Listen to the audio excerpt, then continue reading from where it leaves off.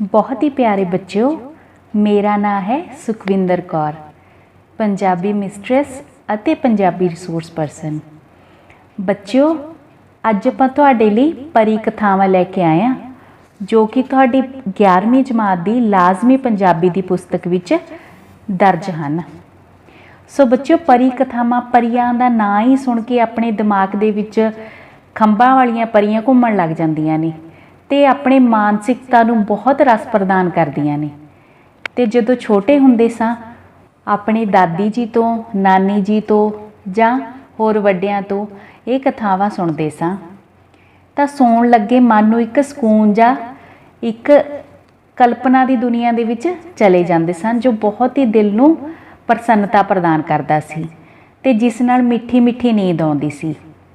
ते बच्चों, समय दे नाल ये अलोप हुंदियां जा रहीआं सी सारियां कथावां, पर पंजाब स्कूल सिक्ख्या बोर्ड का बहुत वड्डा उपराला है कि तुहाडी पाठ पुस्तक दे विच पूरे दे पूरे पंजाबी ਸਾਹਿਤ नूं जो अपना अलोप हो चुक्या है लोक ਸਾਹਿਤ ਉਹਨੂੰ दर्ज किया गया है। ये बहुत ही शलाघायोग कदम हैं। सो बच्चों, परी कथावां हुंदियां की ने तुहाडे लिए ये बिल्कुल नवा विषय है क्योंकि बहुत ही घट बच्चे ने जिन्हां ने कथावां बातां सुनियां ने। ते चलो फिर आपां दसदे हां भी परी कथावां हुंदियां की ने। लोक कथावां दा एक महत्वपूर्ण अंग परी कथावां हैं। बच्चों, लोक कथावां की हुंदियां ने? लोक कथावां मतलब सारे लोकां दियां सांझियां। हुण लोक भी सारे ने, इसका मतलब ये है भी पीढ़ी दर पीढ़ी साडे तक पुजदियां ने। इन्हां नूं कोई ये नहीं भी एक बंदे ने हुण कहानी लिखती तां उहदे तक ही सीमित रहूगी। जदों मनुखी सभ्याचार बने ने तां उदों तो लैके हुण तक ये लगातार चलदियां आ रहीआं ने। लोक शब्द मतलब पीढ़ी दर पीढ़ी चलदा है। जिवें आपां कोई मौखिक भाषा दे विच आपां अपने वड्डिआं तो कुछ सिੱਖਿਆ है, आपां उन्हां नूं देखदे हां। जिवें लोक नाच हो गए, गिद्धा भंगड़ा, उन्हां नूं आपां देखिआ उन्हां दे अनुसार ही आपां उस तरह करन लग जन्ने आ। सो ये कथावां भी पता नहीं कदों तो चलदियां आ रहीआं ने, मुੱਢ कदीमों चलदियां आ रहीआं ने ते बच्चे अपने वड्डिआं नूं सुणदे ने ते ਉਹ अपने छोटिਆਂ ਨੂੰ ਇਹ संदेश पहुँचाਉਂਦੇ ने। इस तरह हौली हौली करके ये पीढ़ी दर पीढ़ी अगे चलदियां आउंदियां ने।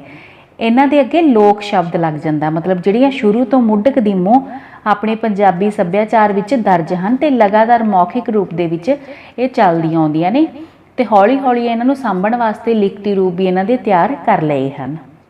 लोक कथावां दा एक महत्वपूर्ण अंग परी कथावां हैं। जिवें कि इन्हां दे नां तो ही संकेत मिलदा है, ये कहानियां परियां शहजादियां आदि बारे हुंदियां हैं। इन्हां कहानियां विच एक कल्पना जगत उसारिया हुंदा है जो गल साडे जीवन विच असंभव जापदी है।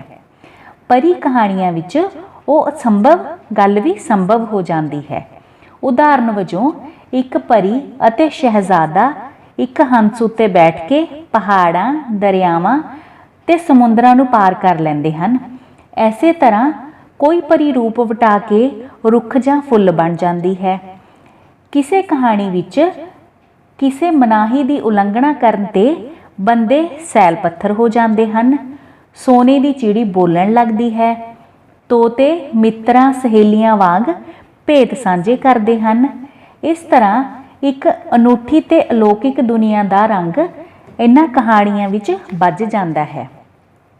कहानी रस इन्हां विच लोड़े दा हुंदा है। शायद तदे ही मनोरंजन इन्हां दा मुख उद्देश रहा है। पर विद्वानां नूं इन्हां कहानियां विच आत्म विश्वासां, रौ रीतियां अते अनेकां रूढ़ियां भी प्रकाशमान होईयां दिसदियां हन। परी कहानियां विच पात्र किसे तलाश विच तुरदे हन, मुश्किलां झल्लदे हन। फिर अजिहे संजोग अते मौका मेल हुंदे हन कि आशे की प्राप्ति हो जाती है। परी कहानियां दा अंत सुखावां हुंदा है। परी कहानियां मनुखी सुभाਅ के अनेक पक्षां उत्ते चानणा पाउंदियां हन। इन्हां विच अपहुंच नूं प्राप्त किया जाता है। अणजाणे नूं साहस अते हिम्मत नाल जाण लिया जाता है। सो बच्चों, जिवें आपां देखिया भी की लिखिया गया है, उस सारे का निचोड़ जो सार यही है भी जो गल्लां नहीं हो सकदियां ਪਰੀ ਕਥਾਵਾਂ ਦੇ ਵਿੱਚੋਂ ਸੰਭਵ ਹੁੰਦੀਆਂ ਨੇ। ਪੰਛੀ ਬੋਲਦੇ ਨੇ, ਜਾਨਵਰ ਬੋਲਦੇ ਨੇ, ਤੇ ਜਹਾਜ਼ ਨਹੀਂ ਹੁੰਦੇ, ਪੰਛੀਆਂ ਦੇ ਉੱਪਰ ਬੈਠ ਕੇ ਪੂਰੀ ਦੁਨੀਆ ਦੀ ਸੈਰ ਕੀਤੀ ਜਾਂਦੀ ਹੈ। ਉਹ ਗੱਲਾਂ ਹੁੰਦੀਆਂ ਨੇ ਜੋ ਕਦੇ ਨਹੀਂ ਹੋ ਸਕਦੀਆਂ, ਪਰ ਉਹ ਪਰੀ ਕਥਾਵਾਂ ਦੇ ਵਿੱਚ ਸੰਭਵ ਹੁੰਦੀਆਂ ਨੇ। ਤੇ ਆਪਾਂ ਦੇਖਦੇ ਹਾਂ ਜੇ ਕੋਈ ਨਹੀਂ ਗੱਲ ਮੰਨਦਾ ਉਹ ਪੱਥਰ ਹੋ ਜਾਂਦਾ ਹੈ। ਇਸ ਤਰ੍ਹਾਂ ਇਹ ਕਹਾਣੀਆਂ ਚੱਲਦੀਆਂ ਨੇ ਤੇ ਆਪਣੀ ਆਤਮਾ ਨੂੰ, ਆਪਣੇ ਮਨ ਨੂੰ ਸ਼ਾਂਤੀ ਪ੍ਰਦਾਨ ਕਰਦੀਆਂ ਨੇ। ਸੋ ਬੱਚਿਓ, ਇਹਨਾਂ ਦਾ ਅੰਤ ਹਮੇਸ਼ਾ ਸੁਖਾਵਾਂ ਹੁੰਦਾ ਹੈ। ਮਤਲਬ ਦੁਖੀ ਅੰਤ ਨਾਲ ਨਹੀਂ ਆਪਾਂ ਚੱਲਦੇ, ਇਹਨਾਂ ਦੇ ਨਾਲ ਆਪਾਂ ਸੁਖੀ ਅੰਤ ਨਾਲ ਚੱਲਦੇ ਹਾਂ। ਇਸ ਤੋਂ ਅੱਗੇ ਪਰੀ ਕਹਾਣੀਆਂ ਵਿੱਚ ਪਰੀਆਂ ਜਾਂ ਸ਼ਹਿਜ਼ਾਦੀਆਂ ਇੰਨੀਆਂ ਸੋਹਣੀਆਂ ਤੇ ਮਾਸੂਮ ਹੁੰਦੀਆਂ ਹਨ ਜਿੰਨੀ ਕੁ ਅਸੀਂ ਕਲਪਨਾ ਕਰ ਸਕਦੇ ਹਾਂ। ਜਿਵੇਂ ਉਹਨਾਂ ਦੇ ਰਾਹ ਵਿਖੜੇ ਹੁੰਦੇ ਹਨ, ਤਿਵੇਂ ਉਹਨਾਂ ਦੀਆਂ ਪਰਾ ਸ਼ਕਤੀਆਂ ਜਾਂ ਸ਼ਹਿਜ਼ਾਦੇ ਦਾ ਸਾਹਸ, ਵੀਰਤਾ ਆਦਿ ਉਹਨਾਂ ਨੂੰ ਇਹ ਔਕੜਾਂ ਪਾਰ ਕਰਵਾ ਦਿੰਦੇ ਹਨ। ਸੋ ਬੱਚਿਓ, ਆਪਾਂ ਪੜਾਂਗੇ ਅੱਜ ਨੀਲ ਕਮਲ। ਇੱਕ ਸ਼ਹਿਰ ਵਿੱਚ ਇੱਕ ਸੌਦਾਗਰ ਅਤੇ ਉਸ ਦੀ ਪਤਨੀ ਰਹਿੰਦੇ ਸਨ। ਦੋਹਾਂ ਦਾ ਆਪਸ ਵਿੱਚ ਬੜਾ ਪਿਆਰ ਸੀ। ਇੱਕ ਵਾਰੀ ਜਦੋਂ ਸੌਦਾਗਰ ਵਪਾਰ ਕਰਨ ਲਈ ਚੱਲਿਆ ਤਾਂ ਉਸ ਦੀ ਪਤਨੀ ਨੇ ਕਿਹਾ, ਤੁਸੀਂ ਬਾਹਰ ਹੋਵੋਗੇ ਤਾਂ ਤੁਹਾਡੇ ਹਾਲ ਚਾਲ ਦਾ ਮੈਨੂੰ ਕਿਵੇਂ ਪਤਾ ਲੱਗੇਗਾ?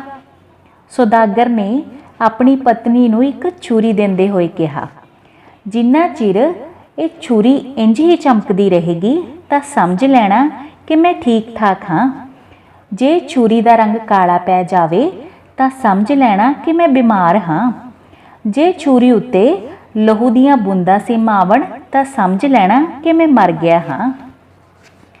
ਫਿਰ ਸੌਦਾਗਰ ਆਪਣੀ ਪਤਨੀ ਨੂੰ ਕਹਿਣ ਲੱਗਾ, ਤੁਸੀਂ ਪਿੱਛੇ ਇਕੱਲੇ ਹੋਵੋਗੇ, ਤੁਹਾਡੀ ਸੁੱਖ ਸਾਂਦ ਬਾਰੇ ਮੈਨੂੰ ਕਿਵੇਂ ਪਤਾ ਲੱਗੇਗਾ?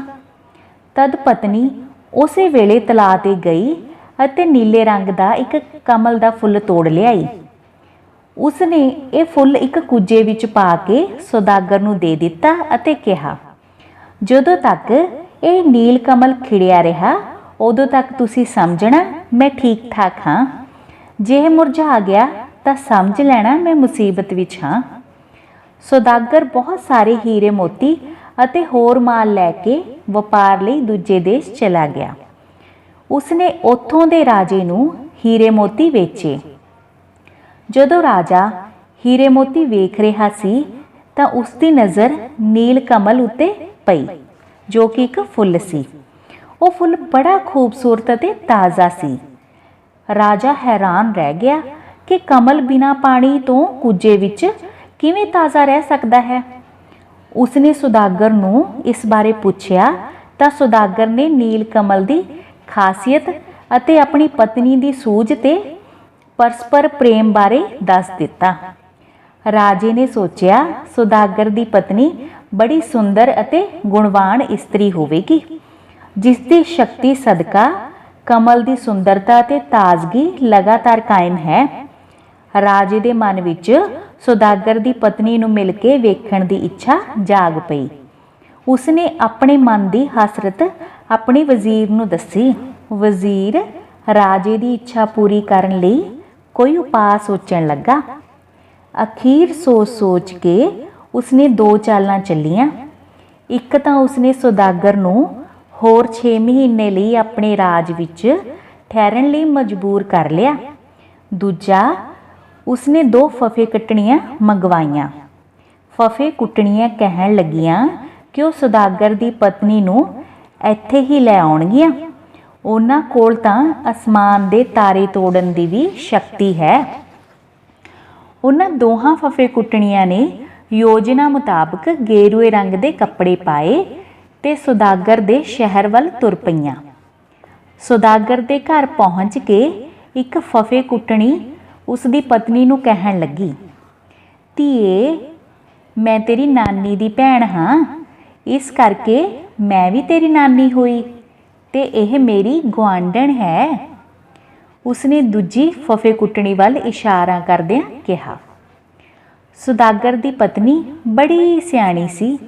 ਉਸਨੇ ਕਿਹਾ, ਮੈਂ ਤਾਂ ਤੁਹਾਨੂੰ ਕਦੀ ਵੇਖਿਆ ਨਹੀਂ। ਫਫੇ ਕੁੱਟਣੀ ਬੋਲੀ, ਧੀਏ, ਤੂੰ ਉਦੋਂ ਬਹੁਤ ਛੋਟੀ ਸੀ ਜਦੋਂ ਅਸੀਂ ਤੀਰਥਾਂ ਤੇ ਚਲੀਆਂ ਗਈਆਂ ਸੀ, ਪਰ ਤੁਸੀਂ ਮੈਨੂੰ ਇੰਨੀ ਛੇਤੀ ਕਿਵੇਂ ਪਛਾਣ ਲਿਆ? ਸੁਦਾਗਰ ਦੀ ਪਤਨੀ ਨੇ ਪੁੱਛਿਆ। ਤੇਰੀ ਠੋਡੀ ਤੇ ਲੱਗੇ ਤਿਲ ਤੋਂ, ਇੱਕ ਫਫੇ ਕੁੱਟਣੀ ਨੇ ਇੱਕਦਮ ਉੱਤਰ ਦਿੱਤਾ। ਸੁਦਾਗਰ ਦੀ ਪਤਨੀ ਨੂੰ ਯਕੀਨ ਹੋ ਗਿਆ ਕਿ ਇਹ ਔਰਤਾਂ ਝੂਠੀਆਂ ਹਨ, ਕਿਉਂਕਿ ਠੋਡੀ ਵਾਲਾ ਤਿਲ ਤਾਂ ਉਸਨੇ ਉਸੇ ਦਿਨ ਸੁਰਮੇ ਨਾਲ ਬਣਾਇਆ ਸੀ। ਉਹ ਫਫੇ ਕੁੱਟਣੀਆਂ ਨੂੰ ਕਹਿਣ ਲੱਗੀ, ਬੜੀ ਮਿਹਰਬਾਨੀ, ਤੁਸੀਂ ਦਰਸ਼ਨ ਦਿੱਤੇ। ਤੁਸੀਂ ਬੈਠੋ, ਮੈਂ ਤੁਹਾਨੂੰ ਸਰੋਂ ਦੇ ਸਾਗ ਨਾਲ ਰੋਟੀ ਖਵਾਉਂਦੀ ਹਾਂ। ਉਸਨੇ ਸਾਗ ਦੇ ਵਿੱਚ ਭੰਗ ਮਿਲਾ ਦਿੱਤੀ। ਜਦੋਂ ਫਫੇ ਕੁੱਟਣੀਆਂ ਰੋਟੀ ਖਾ ਰਹੀਆਂ ਸਨ ਤਾਂ ਉਹਨਾਂ ਨੂੰ ਭੰਗ ਦਾ ਨਸ਼ਾ ਚੜ੍ਹਨਾ ਸ਼ੁਰੂ ਹੋ ਗਿਆ। ਉਹ ਉੱਚੀ ਉੱਚੀ ਗੱਲਾਂ ਕਰਨ ਲੱਗ ਪਈਆਂ। ਅਸੀਂ ਹੁਣ ਤਾਂ ਰਾਜੇ ਤੋਂ ਬਹੁਤ ਸਾਰਾ ਇਨਾਮ ਲਵਾਂਗੀਆਂ। ਸੁਦਾਗਰ ਦੀ ਪਤਨੀ ਨੂੰ ਅਸੀਂ ਲੈ ਹੀ ਜਾਣਾ ਏ। ਥੋੜੀ ਦੇਰ ਬਾਅਦ ਉਹ ਸੌਂ ਗਈਆਂ। ਸੁਦਾਗਰ ਦੀ ਪਤਨੀ ਨੇ ਉਹਨਾਂ ਨੂੰ ਮੰਜੇ ਨਾਲ ਬੰਨ੍ਹ ਕੇ ਅੰਦਰਲੇ ਕੋਠੇ ਵਿੱਚ ਬੰਦ ਕਰ ਦਿੱਤਾ। ਉੱਥੇ ਉਹ ਫਫੇ ਕੁੱਟਣੀਆਂ ਨੂੰ ਭੰਗ ਦੇ ਪਕੌੜੇ ਖਵਾਉਂਦੀ ਜਾਂਦੀ ਅਤੇ ਉਹ ਸਾਰਾ ਦਿਨ ਘੂਕ ਸੁੱਤੀਆਂ ਰਹਿੰਦੀਆਂ। ਜਦੋਂ ਕਈ ਦਿਨਾਂ ਤੱਕ ਫਫੇ ਕੁੱਟਣੀਆਂ ਵਾਪਸ ਨਾ ਪਰਤੀਆਂ ਤਾਂ ਰਾਜੇ ਨੇ 2 ਠੱਗ ਮੰਗਵਾਏ। ਉਹਨਾਂ ਨੂੰ ਸਾਰੀ ਗੱਲ ਦੱਸੀ। ਠੱਗਾਂ ਨੇ ਕਿਹਾ, ਲੋ, ਉਸ ਔਰਤ ਨੂੰ ਇੱਥੇ ਲਿਆਉਣਾ ਕਿਹੜਾ ਔਖੀ ਗੱਲ ਹੈ। ਸਾਡੇ ਅੱਗੇ ਤਾਂ ਵੱਡੇ ਵੱਡੇ ਪਾਣੀ ਭਰਦੇ ਹਨ। ਉਹ ਦੋਵੇਂ ਠੱਗ ਸੁਦਾਗਰਾਂ ਦਾ ਭੇਸ ਧਾਰ ਕੇ ਸੁਦਾਗਰ ਦੀ ਪਤਨੀ ਕੋਲ ਪਹੁੰਚੇ। ਉਹਨਾਂ ਨੇ ਜਾ ਕੇ ਸੁਦਾਗਰ ਦੀ ਪਤਨੀ ਨੂੰ ਕਿਹਾ ਕਿ ਉਸ ਦਾ ਪਤੀ ਬਿਮਾਰ ਹੈ, ਉਹ ਮੰਜੇ ਤੋਂ ਉੱਠ ਨਹੀਂ ਸਕਦਾ। ਉਹ ਤੁਹਾਨੂੰ ਮਿਲਣ ਲਈ ਤਰਸ ਰਿਹਾ ਹੈ। ਸੁਦਾਗਰ ਦੀ ਪਤਨੀ ਉਸੇ ਵੇਲੇ ਅੰਦਰ ਗਈ ਅਤੇ ਸੰਦੂਕੜੀ ਵਿੱਚੋਂ ਛੁਰੀ ਕੱਢ ਕੇ ਵੇਖਣ ਲੱਗੀ। ਛੁਰੀ ਪੂਰੀ ਤਰ੍ਹਾਂ ਚਮਕ ਰਹੀ ਸੀ।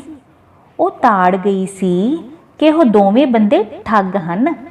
ਉਸਨੇ ਬਾਹਰ ਆ ਕੇ ਠੱਗਾਂ ਨੂੰ ਕਿਹਾ, ਤੁਸੀਂ ਥੱਕੇ ਆਇਓ, ਤੁਸੀਂ ਕੁਝ ਖਾ ਪੀ ਲਓ, ਨਾਲੇ ਮੈਂ ਵੀ ਤਿਆਰ ਹੋ ਜਾਂਦੀ ਹਾਂ।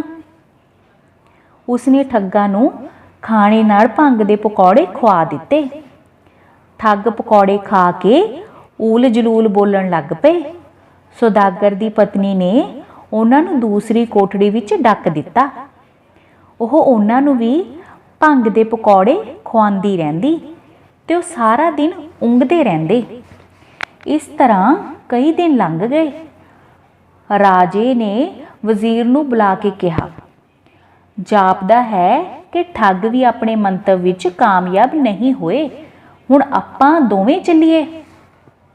ਤਦ ਰਾਜਾ ਅਤੇ ਵਜ਼ੀਰ ਸੁਦਾਗਰ ਦੀ ਪਤਨੀ ਦੇ ਬੂਹੇ ਤੇ ਪਹੁੰਚ ਗਏ।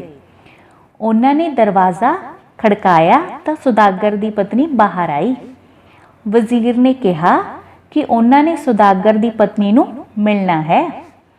ਸੁਦਾਗਰ ਦੀ ਪਤਨੀ ਕੁਝ ਸੋਚ ਕੇ ਕਹਿਣ ਲੱਗੀ, ਮੈਂ ਤਾਂ ਉਹਨਾਂ ਦੀ ਦਾਸੀ ਹਾਂ।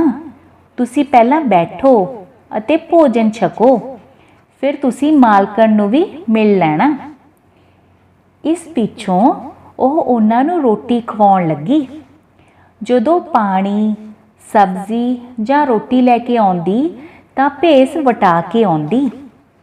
ਰਾਜਾ ਤੇ ਵਜ਼ੀਰ ਇਹੀ ਸਮਝੀ ਗਏ ਕਿ ਇਹ ਸੁਦਾਗਰ ਦੀ ਪਤਨੀ ਦੀਆਂ ਵੱਖ-ਵੱਖ ਦਾਸੀਆਂ ਹਨ ਅਤੇ ਇਹਨਾਂ ਦੀਆਂ ਸ਼ਕਲਾਂ ਆਪੋ ਵਿੱਚ ਮਿਲਦੀਆਂ ਹਨ। ਜਦੋਂ ਸੁਦਾਗਰ ਦੀ ਪਤਨੀ ਦਾਸੀ ਦੇ ਰੂਪ ਵਿੱਚ ਤੀਜੀ ਵਾਰੀ ਆਈ ਤਾਂ ਵਜ਼ੀਰ ਨੇ ਪੁੱਛ ਹੀ ਲਿਆ, ਤੁਹਾਡੀਆਂ ਸਾਰੀਆਂ ਦੀਆਂ ਸ਼ਕਲਾਂ ਬਹੁਤ ਮਿਲਦੀਆਂ ਹਨ। ਸੁਦਾਗਰ ਦੀ ਪਤਨੀ ਕਹਿਣ ਲੱਗੀ, ਅਸੀਂ ਤਿੰਨੇ ਭੈਣਾਂ ਸੁਦਾਗਰ ਦੀ ਪਤਨੀ ਦੀਆਂ ਦਾਸੀਆਂ ਹਾਂ। ਵਜ਼ੀਰ ਕਹਿਣ ਲੱਗਾ, ਜੇ ਤੂੰ ਸਾਡਾ ਇੱਕ ਕੰਮ ਕਰਵਾ ਦੇਵੇਂ ਤਾਂ ਤੈਨੂੰ ਬਹੁਤ ਸਾਰਾ ਇਨਾਮ ਦੇਵਾਂਗੇ। ਉੱਤੋਂ ਖੁਸ਼ ਲੱਗਦੀ ਸੁਦਾਗਰ ਦੀ ਪਤਨੀ ਨੇ ਕਿਹਾ, ਹੁਕਮ ਕਰੋ। ਰਾਜੇ ਨੇ ਕਿਹਾ, ਮੈਂ ਸੁਦਾਗਰ ਦੀ ਪਤਨੀ ਨੂੰ ਆਪਣੇ ਮਹਿਲਾਂ ਵਿੱਚ ਲੈ ਜਾਣਾ ਚਾਹੁੰਦਾ ਹਾਂ। ਦਾਸੀ ਦੇ ਰੂਪ ਵਿੱਚ ਸੁਦਾਗਰ ਦੀ ਪਤਨੀ ਕਹਿਣ ਲੱਗੀ, ਇਹ ਕੋਈ ਮੁਸ਼ਕਿਲ ਗੱਲ ਨਹੀਂ। ਤੁਸੀਂ ਇੱਕ ਵੱਡਾ ਸਾਰਾ ਡੋਲਾ ਤਿਆਰ ਕਰੋ ਜਿਸ ਵਿੱਚ ਸਾਡੀ ਮਾਲਕਨ ਅਤੇ ਤਿੰਨੇ ਗੋਲੀਆਂ ਬੈਠ ਸਕੀਏ। ਪਰ ਸ਼ਰਤ ਇਹ ਹੈ ਕਿ ਤੁਸੀਂ ਰਾਹ ਵਿੱਚ ਡੋਲਾ ਨਾ ਰੋਕਣਾ, ਨਾ ਹੀ ਸਾਡੀ ਮਾਲਕਨ ਨੂੰ ਬੁਲਾਉਣਾ ਹੈ। ਬਸ ਡੋਲਾ ਮਹਿਲਾਂ ਵਿੱਚ ਜਾ ਕੇ ਹੀ ਖੋਲ੍ਹਣਾ। ਮੈਂ ਸੁਦਾਗਰ ਦੀ ਪਤਨੀ ਨੂੰ ਕਿਵੇਂ ਨਾ ਕਿਵੇਂ ਤਿਆਰ ਕਰਦੀ ਹਾਂ। ਇਹ ਕਹਿ ਕੇ ਉਹ ਅੰਦਰ ਚਲੀ ਗਈ। ਵਜ਼ੀਰ ਨੇ ਡੋਲਾ ਤਿਆਰ ਕਰਵਾ ਕੇ ਲੈ ਆਂਦਾ। ਦਾਸੀ ਬਣੀ ਸੁਦਾਗਰ ਦੀ ਪਤਨੀ ਨੇ ਡੋਲਾ ਵਿਹੜੇ ਵਿੱਚ ਰਖਵਾ ਕੇ ਵਜ਼ੀਰ ਅਤੇ ਰਾਜੇ ਨੂੰ ਵਿਹੜੇ ਤੋਂ ਬਾਹਰ ਭੇਜ ਦਿੱਤਾ। ਤਦ ਉਸਨੇ ਦੋਹਾਂ ਫਫੇ ਕੁੱਟਣੀਆਂ ਅਤੇ ਦੋਹਾਂ ਠੱਗਾਂ ਨੂੰ ਭੰਗ ਦੇ ਨਸ਼ੇ ਨਾਲ ਬੇਹੋਸ਼ ਕਰਕੇ ਉਹਨਾਂ ਦੇ ਸਿਰ ਮੂੰਹ ਮੁੰਨ ਕੇ ਅਤੇ ਕਾਲਖ ਮਲ ਕੇ ਡੋਲੇ ਵਿੱਚ ਸੁੱਟ ਦਿੱਤਾ। ਉਹਨਾਂ ਦੇ ਮੂੰਹ ਬੰਨ੍ਹ ਕੇ ਹੱਥ ਪੈਰ ਨੋੜ ਦਿੱਤੇ ਅਤੇ ਡੋਲੇ ਨੂੰ ਚੰਗੀ ਤਰ੍ਹਾਂ ਬੰਦ ਕਰ ਦਿੱਤਾ। ਫਿਰ ਦਾਸੀ ਬਣੀ ਸੁਦਾਗਰ ਦੀ ਪਤਨੀ ਨੇ ਬਾਹਰ ਆ ਕੇ ਰਾਜੇ ਤੇ ਵਜ਼ੀਰ ਨੂੰ ਕਿਹਾ, ਅਸੀਂ ਸਾਰੀਆਂ ਡੋਲੇ ਵਿੱਚ ਬੈਠਣ ਲੱਗੀਆਂ ਹਾਂ, ਤੁਸੀਂ ਕੁਹਾਰ ਬੁਲਵਾ ਕੇ ਡੋਲਾ ਲੈ ਚੱਲੋ। ਆਪ ਉਹ ਮੁੜ ਆਪਣੇ ਕਮਰੇ ਅੰਦਰ ਆ ਗਈ। ਰਾਜਾ ਅਤੇ ਵਜ਼ੀਰ ਬੜੇ ਖੁਸ਼ ਸਨ। ਉਹ ਕਾਲੀ ਕਾਲੀ ਡੋਲੇ ਨੂੰ ਲੈ ਕੇ ਮਹਿਲਾਂ ਵਿੱਚ ਆ ਗਏ। ਜਦੋਂ ਉਹਨਾਂ ਨੇ ਡੋਲਾ ਖੋਲ੍ਹਿਆ ਤਾਂ ਉਹ ਹੱਥ ਮਲਦੇ ਰਹਿ ਗਏ। ਡੋਲੇ ਵਿੱਚ ਤਾਂ ਫਫੇ ਕੁੱਟਣੀਆਂ ਤੇ ਠੱਗ ਸਨ। ਰਾਜੇ ਨੂੰ ਬੜਾ ਗੁੱਸਾ ਆਇਆ, ਪਰ ਉਹ ਕੀ ਕਰ ਸਕਦਾ ਸੀ। ਅਖੀਰ ਵਜ਼ੀਰ ਨੇ ਇੱਕ ਹੋਰ ਚਾਲ ਚੱਲੀ। ਉਸਨੇ ਰਾਜੇ ਨਾਲ ਸਲਾਹ ਕਰਕੇ ਸੁਦਾਗਰ ਨੂੰ ਬੁਲਾਇਆ ਤੇ ਕਿਹਾ, ਰਾਜਾ ਤੇਥੋਂ ਬਹੁਤ ਖੁਸ਼ ਹੈ। ਉਹ ਤੈਨੂੰ ਆਪਣਾ ਮੰਤਰੀ ਬਣਾਉਣਾ ਚਾਹੁੰਦਾ ਹੈ। ਸੁਦਾਗਰ ਬੜਾ ਪ੍ਰਸੰਨ ਹੋਇਆ। ਤਦ ਵਜ਼ੀਰ ਨੇ ਸੁਦਾਗਰ ਨੂੰ ਕਿਹਾ, ਮੰਤਰੀ ਬਣ ਕੇ ਤੂੰ ਹੁਣ ਇੱਥੇ ਹੀ ਰਹਿਣਾ ਹੈ। ਇਸੇ ਲਈ ਤੂੰ ਆਪਣੀ ਪਤਨੀ ਨੂੰ ਵੀ ਇੱਥੇ ਹੀ ਲੈ ਆ। ਸੁਦਾਗਰ ਉਸੇ ਵੇਲੇ ਆਪਣੀ ਪਤਨੀ ਕੋਲ ਗਿਆ ਤੇ ਉਸਨੇ ਆਪਣੇ ਮੰਤਰੀ ਬਣਾਏ ਜਾਣ ਦੀ ਗੱਲ ਦੱਸੀ। ਨਾਲ ਹੀ ਰਾਜਧਾਨੀ ਵਿੱਚ ਜਾ ਕੇ ਰਹਿਣ ਦੀ ਵੀ ਗੱਲ ਕੀਤੀ। ਉਸ ਦੀ ਪਤਨੀ ਨੇ ਕਿਹਾ ਕਿ ਇਸ ਵਿੱਚ ਵੀ ਰਾਜੇ ਦੀ ਕੋਈ ਚਾਲ ਹੈ, ਪਰ ਸੁਦਾਗਰ ਦੇ ਸਿਰ ਤੇ ਤਾਂ ਮੰਤਰੀ ਬਣਨ ਦਾ ਭੂਤ ਸਵਾਰ ਸੀ। ਉਸਨੇ ਆਪਣੀ ਪਤਨੀ ਦੀ ਇੱਕ ਨਾ ਮੰਨੀ ਤੇ ਉਹ ਉਸਨੂੰ ਲੈ ਕੇ ਰਾਜੇ ਦੇ ਸ਼ਹਿਰ ਆ ਗਿਆ। ਰਾਜੇ ਨੇ ਸੁਦਾਗਰ ਨੂੰ ਮਹਿਲਾਂ ਦੇ ਨੇੜੇ ਹੀ ਇੱਕ ਹਵੇਲੀ ਦੇ ਦਿੱਤੀ। ਸੁਦਾਗਰ ਅਤੇ ਉਸ ਦੀ ਪਤਨੀ ਉੱਥੇ ਰਹਿਣ ਲੱਗੇ। ਕੁਝ ਦਿਨ ਹੀ ਬੀਤੇ ਸਨ ਕਿ ਰਾਜੇ ਨੇ ਵਜ਼ੀਰ ਨੂੰ ਕਿਹਾ ਕਿ ਉਹ ਸੁਦਾਗਰ ਦੀ ਪਤਨੀ ਨੂੰ ਮਿਲਣ ਦੀ ਕੋਈ ਵਿਧ ਬਣਾਏ। ਵਜ਼ੀਰ ਨੇ ਸੁਦਾਗਰ ਨੂੰ ਬੁਲਾ ਕੇ ਕਿਹਾ ਕਿ ਰਾਜੇ ਨੂੰ ਇੱਕ ਚੀਜ਼ ਜਿਸ ਦਾ ਨਾਂ ਕੁਝ ਹੈ ਦੀ ਸਖਤ ਲੋੜ ਹੈ। ਉਹ ਉਸ ਚੀਜ਼ ਨੂੰ ਕਿਤੋਂ ਲੈ ਆਵੇ। ਸੁਦਾਗਰ ਬੜੇ ਭਰੋਸੇ ਨਾਲ ਕਹਿਣ ਲੱਗਿਆ ਕਿ ਉਹ ਛੇਤੀ ਹੀ ਇਹ ਵਸਤੂ ਵੀ ਲੈ ਆਵੇਗਾ, ਪਰ ਅਸਲ ਵਿੱਚ ਉਸਨੂੰ ਇਸ ਵਸਤੂ ਦੀ ਕੋਈ ਸਮਝ ਨਹੀਂ ਸੀ ਪਈ। ਉਸਨੇ ਘਰ ਆ ਕੇ ਆਪਣੀ ਪਤਨੀ ਨਾਲ ਗੱਲ ਕੀਤੀ। ਪਤਨੀ ਸਮਝ ਗਈ ਕਿ ਰਾਜੇ ਨੇ ਸੁਦਾਗਰ ਨੂੰ ਕਿਤੇ ਭੇਜਣ ਦੀ ਚਾਲ ਚੱਲੀ ਹੈ। ਉਸਨੇ ਆਪਣੇ ਪਤੀ ਨੂੰ ਕਿਹਾ ਕਿ ਇਸ ਵਸਤੂ ਦਾ ਉਸਨੂੰ ਪਤਾ ਹੈ, ਇਸ ਲਈ ਉਹ ਫਿਕਰ ਨਾ ਕਰੇ। ਉਸਨੇ ਆਪਣੇ ਪਤੀ ਨਾਲ ਮਿਲ ਕੇ 2 ਟੋਏ ਪੁੱਟੇ। ਇੱਕ ਟੋਏ ਵਿੱਚ ਗੁੜ ਦਾ ਸੀਰਾ ਭਰ ਦਿੱਤਾ ਤੇ ਦੂਜੇ ਟੋਏ ਵਿੱਚ ਪੰਛੀਆਂ ਦੇ ਖੰਭ ਅਤੇ ਰੂੰ ਆਦਿ ਭਰ ਦਿੱਤੇ। ਫਿਰ ਉਸਨੇ ਆਪਣੇ ਪਤੀ ਨੂੰ ਕਿਹਾ, ਹੁਣ ਤੁਸੀਂ ਬਾਹਰ ਸਭ ਨੂੰ ਦੱਸ ਦੇਵੋ ਕਿ ਤੁਸੀਂ ਕਿਸੇ ਹੋਰ ਦੇਸ਼ ਕੁਝ ਲੈਣ ਵਾਸਤੇ ਜਾ ਰਹੇ ਹੋ। ਦਿਹਾੜੀ ਭਰ ਤੁਸੀਂ ਬਾਹਰ ਜੰਗਲ ਵਿੱਚ ਰਹਿ ਲਿਆ ਕਰਨਾ ਤੇ ਰਾਤੀ ਆ ਕੇ ਇੱਥੇ ਸੌਂ ਜਾਇਆ ਕਰਨਾ। ਪਹਿਲੇ ਹੀ ਦਿਨ ਰਾਜੇ ਨੂੰ ਨੌਕਰਾਂ ਚਾਕਰਾਂ ਤੋਂ ਪਤਾ ਲੱਗ ਗਿਆ ਕਿ ਸੁਦਾਗਰ ਕਿਸੇ ਦੂਜੇ ਦੇਸ਼ ਲਈ ਰਵਾਨਾ ਹੋ ਗਿਆ ਹੈ। ਰਾਤੀ ਰਾਜਾ ਸੁਦਾਗਰ ਦੇ ਘਰ ਜਾ ਪਹੁੰਚਿਆ ਤੇ ਉਸ ਦੀ ਪਤਨੀ ਨੂੰ ਕਹਿਣ ਲੱਗਾ ਉਹ ਉਸ ਦੀ ਸੁੱਖ ਸਾਂਦ ਪੁੱਛਣ ਲਈ ਆਇਆ ਹੈ। ਸੁਦਾਗਰ ਦੀ ਪਤਨੀ ਨੇ ਉੱਪਰੋਂ ਬੜੀ ਖੁਸ਼ੀ ਜ਼ਾਹਰ ਕੀਤੀ। ਉਹ ਰਾਜੇ ਨੂੰ ਪਾਣੀ ਆਦਿ ਪਿਲਾਉਣ ਲੱਗੀ। ਐਨੇ ਨੂੰ ਸੁਦਾਗਰ ਨੇ ਦਰਵਾਜ਼ਾ ਖੜਕਾਇਆ। ਸੌਦਾਗਰ ਦੀ ਪਤਨੀ ਨੇ ਪੁੱਛਿਆ ਕਿ ਉਹ ਵਾਪਸ ਕਿਉਂ ਆ ਗਿਆ। ਤਾਂ ਉਸਨੇ ਕਿਹਾ ਕਿ ਉਹ ਆਪਣੀ ਤਲਵਾਰ ਘਰ ਭੁੱਲ ਗਿਆ ਸੀ। ਸੌਦਾਗਰ ਦੀ ਪਤਨੀ ਦਰਵਾਜ਼ਾ ਖੋਲ੍ਹਣ ਲੱਗੀ ਤਦ ਰਾਜੇ ਨੇ ਕਿਹਾ, ਮੈਨੂੰ ਕਿਤੇ ਛੁਪਾ ਦੇ, ਨਹੀਂ ਤਾਂ ਮੇਰੀ ਬੜੀ ਬਦਨਾਮੀ ਹੋਵੇਗੀ। ਸੌਦਾਗਰ ਦੀ ਪਤਨੀ ਨੇ ਉਸ ਨੂੰ ਸੀਰੇ ਵਾਲੇ ਟੋਏ ਵਿੱਚ ਛੁਪਣ ਲਈ ਕਿਹਾ। ਜਦੋਂ ਰਾਜਾ ਸੀਰੇ ਵਾਲੇ ਟੋਏ ਵਿੱਚ ਛੁਪਿਆ ਤਾਂ ਸੀਰਾ ਉਹਦੇ ਸਰੀਰ ਨੂੰ ਚਿੰਬੜ ਗਿਆ ਤੇ ਉਹ ਘਬਰਾ ਕੇ ਬਾਹਰ ਆ ਗਿਆ। ਸੌਦਾਗਰ ਦੀ ਪਤਨੀ ਨੇ ਫਿਰ ਉਸ ਨੂੰ ਖੰਭਾਂ ਵਾਲੇ ਟੋਏ ਵਿੱਚ ਧੱਕ ਦਿੱਤਾ। ਨਾਲ ਹੀ ਉਸ ਨੇ ਦਰਵਾਜ਼ਾ ਖੋਲ੍ਹ ਦਿੱਤਾ। ਸੌਦਾਗਰ ਨੂੰ ਉਸ ਦੀ ਪਤਨੀ ਨੇ ਦੱਸਿਆ, ਹੁਣ ਤੁਹਾਨੂੰ ਬਾਹਰ ਜਾਣ ਦੀ ਲੋੜ ਨਹੀਂ, ਮੈਂ ਕੁਝ ਫੜ ਲਿਆ ਹੈ। ਦੋਹਾਂ ਨੇ ਖੰਭਾਂ ਵਾਲੇ ਟੋਏ ਵਿੱਚੋਂ ਰਾਜੇ ਨੂੰ ਬਾਹਰ ਕੱਢਿਆ। ਰਾਜੇ ਦੇ ਸਰੀਰ ਤੇ ਖੰਭ ਚਿੰਬੜ ਗਏ ਸਨ। ਉਸ ਨੂੰ ਪਛਾਣਨਾ ਔਖਾ ਸੀ। ਸੌਦਾਗਰ ਨੇ ਵੀ ਉਸ ਨੂੰ ਨਾ ਪਛਾਣਿਆ। ਰਾਜਾ ਡਰ ਦੇ ਮਾਰੇ ਕੁਝ ਨਾ ਬੋਲ ਸਕਿਆ। ਸੌਦਾਗਰ ਦੀ ਪਤਨੀ ਨੇ ਰਾਜੇ ਦੇ ਗਲ ਵਿੱਚ ਰੱਸਾ ਪਾ ਕੇ ਕਿਹਾ ਕਿ ਇਸ ਨੂੰ ਵਜ਼ੀਰ ਦੇ ਹਵਾਲੇ ਕਰ ਆਓ। ਸੌਦਾਗਰ ਰਾਜੇ ਨੂੰ ਵਜ਼ੀਰ ਕੋਲ ਲੈ ਗਿਆ ਤੇ ਕਿਹਾ, ਇਹ ਆਪਣਾ ਕੁਝ ਲੈ ਲਓ, ਹੁਣ ਤੁਹਾਡੀ ਜ਼ਿੰਮੇਵਾਰੀ ਹੈ। ਜਦੋਂ ਸੌਦਾਗਰ ਘਰ ਆ ਗਿਆ ਤਾਂ ਰਾਜਾ ਉੱਚੀ ਉੱਚੀ ਰੋਣ ਲੱਗ ਪਿਆ। ਵਜ਼ੀਰ ਨੇ ਰਾਜੇ ਨੂੰ ਪਛਾਣ ਲਿਆ। ਦੋਹਾਂ ਨੇ ਸੌਦਾਗਰ ਦੀ ਪਤਨੀ ਤੋਂ ਤੌਬਾ ਕੀਤੀ। ਦੂਜੇ ਦਿਨ ਸਵੇਰੇ ਦਰਬਾਰ ਵਿੱਚ ਸੌਦਾਗਰ ਨੇ ਜਾ ਕੇ ਰਾਜੇ ਨੂੰ ਦੱਸਿਆ ਕਿ ਉਸਨੇ ਕੁਝ ਵਜ਼ੀਰ ਨੂੰ ਸੌਂਪ ਦਿੱਤਾ ਹੈ। ਰਾਜੇ ਨੇ ਕਿਹਾ ਕਿ ਉਸਨੇ ਕੁਝ ਵੇਖ ਲਿਆ ਹੈ। ਉਸਨੇ ਸੌਦਾਗਰ ਨੂੰ ਬਹੁਤ ਸਾਰਾ ਧਨ ਦਿੱਤਾ। ਤਦ ਸੌਦਾਗਰ ਨੇ ਰਾਜੇ ਨੂੰ ਕਿਹਾ, ਮਹਾਰਾਜਾ, ਕਦੀ ਸਾਡੇ ਘਰ ਚਰਨ ਪਾਓ। ਰਾਜੇ ਦੀ ਥਾਂ ਵਜ਼ੀਰ ਨੇ ਉੱਤਰ ਦਿੱਤਾ, ਰਾਜਾ ਸਾਹਿਬ ਨੇ ਕਿਸੇ ਦੇ ਵੀ ਘਰ ਨਾ ਜਾਣ ਦੀ ਕਸਮ ਖਾਧੀ ਹੋਈ ਹੈ। ਸੋ ਬੱਚਿਓ, ਇਹ ਸੀ ਕਹਾਣੀ ਨੀਲ ਕਮਲ। ਆਪਾਂ ਦੇਖਿਆ ਬੱਚਿਓ, ਉਸਨੇ ਆਪਣੀ ਸਿਆਣਪ ਨਾਲ ਰਾਜੇ ਦੀਆਂ ਸਾਰੀਆਂ ਚਾਲਾਂ ਬੇਕਾਰ ਕਰ ਦਿੱਤੀਆਂ। ਇੰਝ ਹੀ ਬਹੁਤ ਸਿਆਣੇ ਜੋ ਲੋਕ ਨੇ ਉਹ ਤਾਕਤਵਰ ਤੋਂ ਤਾਕਤਵਰ ਬੰਦਿਆਂ ਨੂੰ ਵੀ ਹਰਾ ਦਿੰਦੇ ਨੇ। ਪਹਿਲਾ ਪ੍ਰਸ਼ਨ, ਸੌਦਾਗਰ ਅਤੇ ਪਤਨੀ ਨੇ ਆਪਣੀ ਆਪਣੀ ਸੁੱਖ ਸਾਂਦ ਦੱਸਣ ਲਈ ਕਿਹੜਾ ਢੰਗ ਲੱਭਿਆ? ਸੌਦਾਗਰ ਨੇ ਆਪਣੀ ਪਤਨੀ ਨੂੰ ਇੱਕ ਚਮਕਦੀ ਛੁਰੀ ਦੇ ਕੇ ਕਿਹਾ ਕਿ ਜਦੋਂ ਤੱਕ ਇਹ ਇੰਝ ਚਮਕਦੀ ਰਹੇ ਉਹ ਉਸ ਨੂੰ ਰਾਜ਼ੀ ਖੁਸ਼ੀ ਸਮਝੇ, ਪਰ ਜਦੋਂ ਇਹ ਕਾਲੀ ਪੈ ਜਾਵੇ ਤਾਂ ਉਸ ਨੂੰ ਬਿਮਾਰ ਸਮਝੇ, ਤੇ ਜਦੋਂ ਉਸ ਉੱਪਰ ਲਹੂ ਸਿਮ ਆਵੇ ਤਾਂ ਉਹ ਸਮਝ ਲਵੇ ਕਿ ਉਹ ਮਰ ਗਿਆ।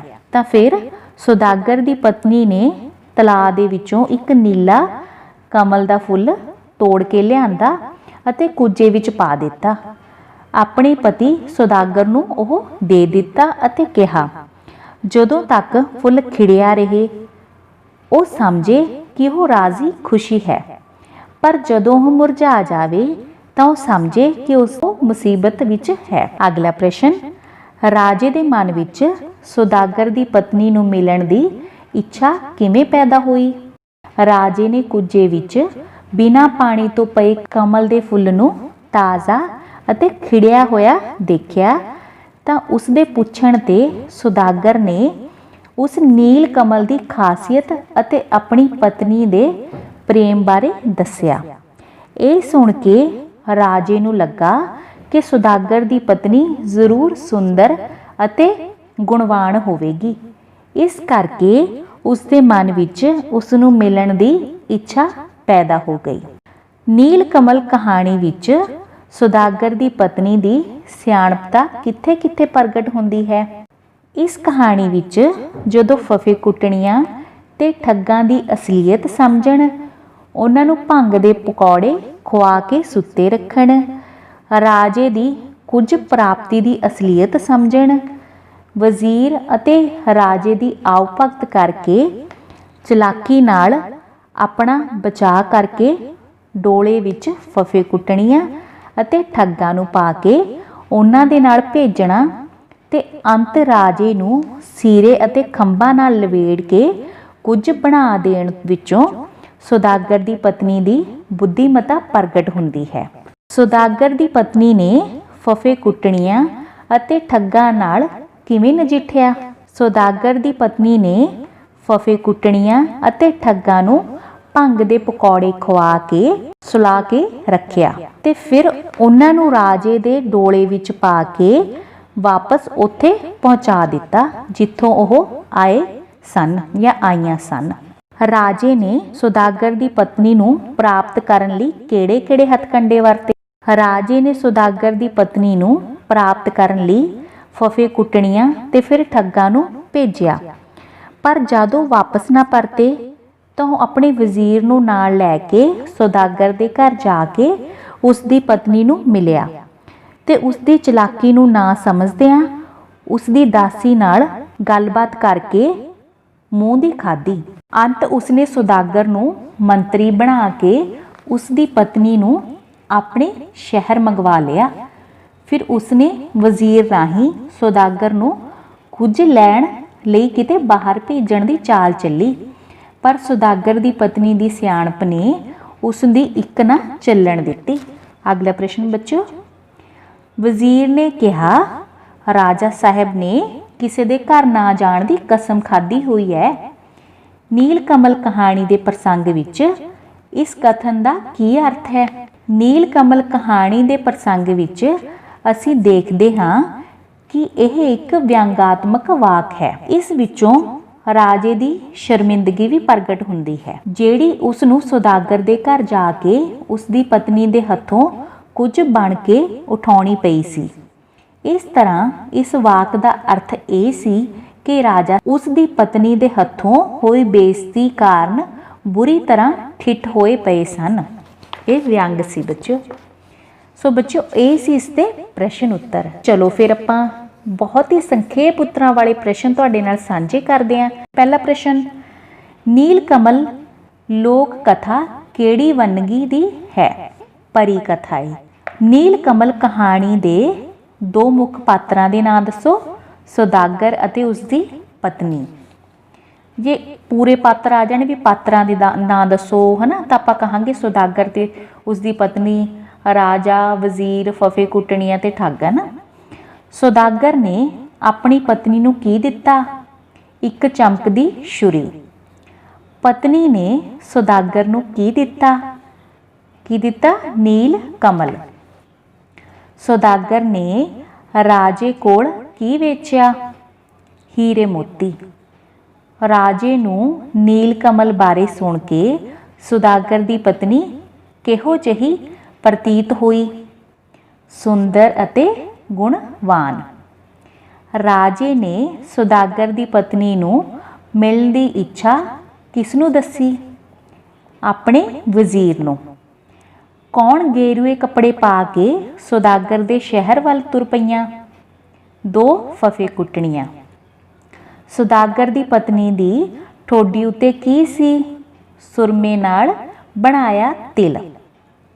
ਸੌਦਾਗਰ ਦੀ ਪਤਨੀ ਨੇ ਫਫੇ ਕੁੱਟਣੀਆਂ ਨੂੰ ਕਾਹਦੇ ਪਕੌੜੇ ਖਵਾਉਣੇ ਸ਼ੁਰੂ ਕਰ ਦਿੱਤੇ? ਭੰਗ ਦੇ। ਸੌਦਾਗਰ ਦੀ ਪਤਨੀ ਵੱਲ ਦੋ ਠੱਗਾਂ ਨੂੰ ਕਿਸ ਨੇ ਭੇਜਿਆ? ਰਾਜੇ ਨੇ। ਸੌਦਾਗਰ ਦੀ ਪਤਨੀ ਨੇ ਦੋਹਾਂ ਠੱਗਾਂ ਨੂੰ ਕੀ ਖਵਾਇਆ? ਭੰਗ ਦੇ ਪਕੌੜੇ। ਸੌਦਾਗਰ ਦੀ ਪਤਨੀ ਨੇ ਰਾਜੇ ਤੇ ਵਜ਼ੀਰ ਨੂੰ ਆਪਣੇ ਬਾਰੇ ਕੀ ਦੱਸਿਆ ਸੀ? ਸੌਦਾਗਰ ਦੀ ਪਤਨੀ ਦੀ ਦਾਸੀ ਦੱਸਿਆ ਸੀ। ਰਾਜਾ ਸੌਦਾਗਰ ਦੀ ਪਤਨੀ ਨੂੰ ਕਿੱਥੇ ਲਿਜਾਣਾ ਚਾਹੁੰਦਾ ਸੀ? ਆਪਣੇ ਮਹਿਲਾਂ ਦੇ ਵਿੱਚ। ਸੌਦਾਗਰ ਦੀ ਪਤਨੀ ਨੇ ਡੋਲੇ ਵਿੱਚ ਕਿਹਨਾਂ ਨੂੰ ਸੁੱਟ ਦਿੱਤਾ? ਦੋਹਾਂ ਬੇਹੋਸ਼ ਠੱਗਾਂ ਅਤੇ ਫਫੇ ਕੁੱਟਣੀਆਂ ਨੂੰ। ਰਾਜਾ ਸੌਦਾਗਰ ਨੂੰ ਕੀ ਬਣਾਉਣਾ ਚਾਹੁੰਦਾ ਸੀ? ਮੰਤਰੀ। ਸੌਦਾਗਰ ਤੇ ਉਸ ਦੀ ਪਤਨੀ ਕਿੱਥੇ ਰਹਿਣ ਲੱਗੇ? ਮਹਿਲਾਂ ਨੇੜੇ ਹਵੇਲੀ ਵਿੱਚ। ਸੌਦਾਗਰ ਦੇ ਦੂਜੇ ਦੇਸ਼ ਨੂੰ ਜਾਣ ਮਗਰੋਂ ਰਾਜਾ ਕਿਸ ਕੋਲ ਪਹੁੰਚਾ? ਸੌਦਾਗਰ ਦੀ ਪਤਨੀ ਦੇ ਕੋਲ। ਸੌਦਾਗਰ ਦੀ ਪਤਨੀ ਨੇ ਆਪਣੀ ਸੂਝ-ਬੂਝ ਨਾਲ ਕਿਹੜਾ ਕੁਝ ਫੜਿਆ ਸੀ? ਉਹ ਰਾਜਾ ਹੀ। ਸੌਦਾਗਰ ਦੀ ਪਤਨੀ ਤੋਂ ਕਿਹਨਾਂ ਨੇ ਤੌਬਾ ਕੀਤੀ? ਰਾਜੇ ਤੇ ਵਜ਼ੀਰ ਨੇ। ਸੁਣਨ ਅਤੇ ਸਮਝਣ ਲਈ ਤੁਹਾਡਾ ਬਹੁਤ ਬਹੁਤ ਧੰਨਵਾਦ ਬੱਚਿਓ।